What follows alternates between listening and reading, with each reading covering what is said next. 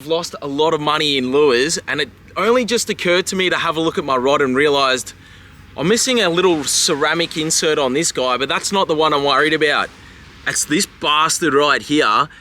But that eyelet is cracked, and that has cost me a lot of money. I was losing $100 lure after $100 lure, fishing for GTs up in Airlie Beach. And then again, when I was fishing for Mulloway down south, I was just losing so many lures. And I thought it was my fault. I'm like, what have I done? Why am I losing all these lures? You've cost me a lot of money. So I've never actually done this before, but I've gone and bought some Fuji guides, and we're gonna do an on-site repair right before we get onto this pier. I'm looking forward to it, so stick around, and if you've ever wondered how to do a fishing guide, stick around because you're gonna learn, and I'm gonna learn as well, but I'm gonna show you how to do it. So first of all, what you can do, and they've got them online, is you can buy this whipping cord. This one here is just some string, I guess, and that's what we're gonna do our wraps on our eyelet to hold that to the rod before we put our epoxy on it. There's that crack right in the middle there, and it was just absolutely just snipping my braid off. What we're gonna do is just heat that epoxy up. Time to upgrade. So I just wanna heat that epoxy up until it softens.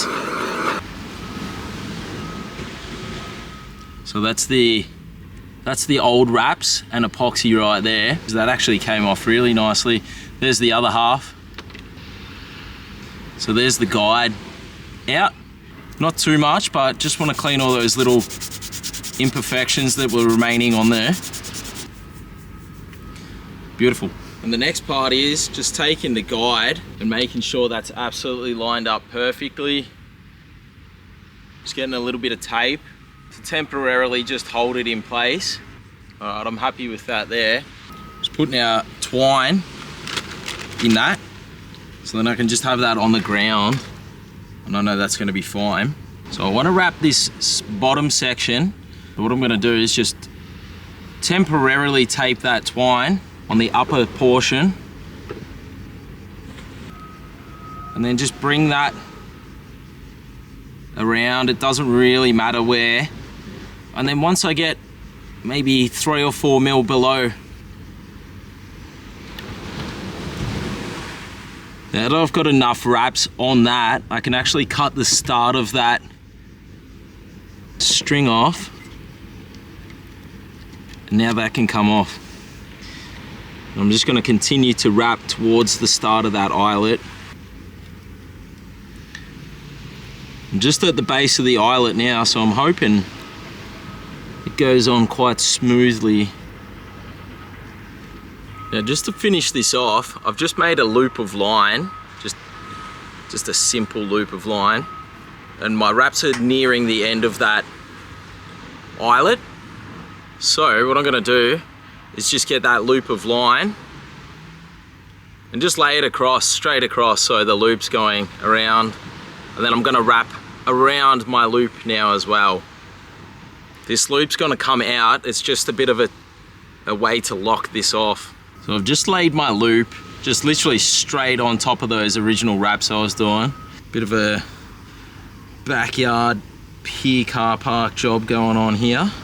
Now that's as high as I want to go with my wraps. I'm just going to get the end of that tail and put it through that loop that we had sitting there. Pull that tight. And then I'm just going to get the other end of that loop that we put through. We're going to pull that tight, that loop,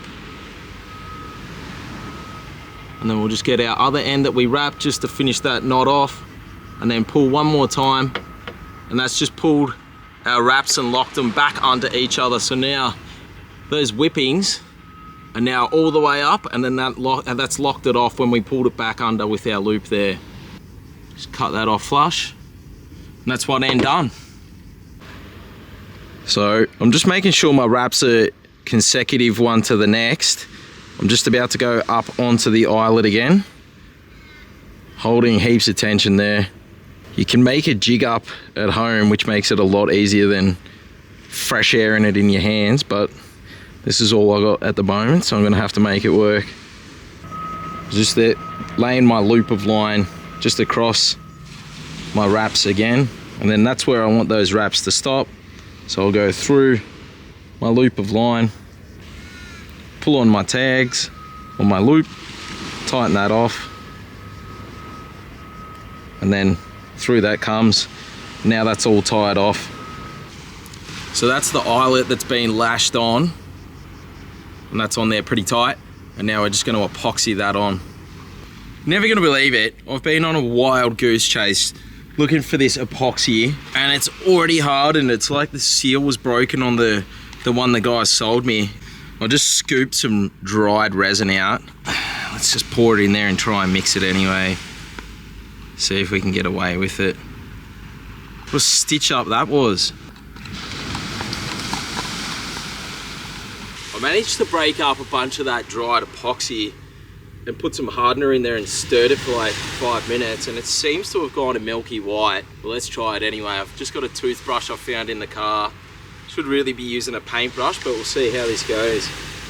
All right, let's try some of this resin.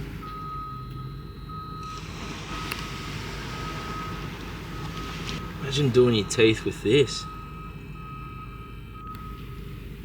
It's probably not gonna have a professional grade finish on it, but it's gonna get me out of trouble for this little trip anyway. This is actually going on really nicely with the toothbrush. I was a bit worried there, but it's actually really going on all right.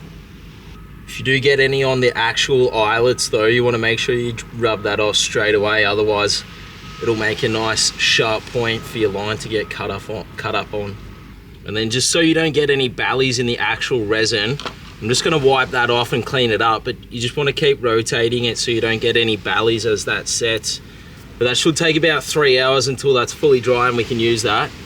I'm actually pretty happy with that.